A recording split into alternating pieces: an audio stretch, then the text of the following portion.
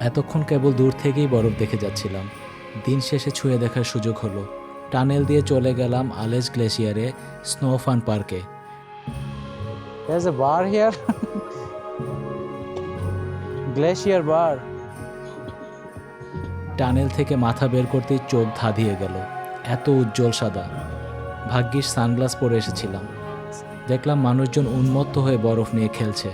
বাচ্চারা তো বটেই, বড়রাও যেন তাদের শৈশবে ফিরে গিয়েছে।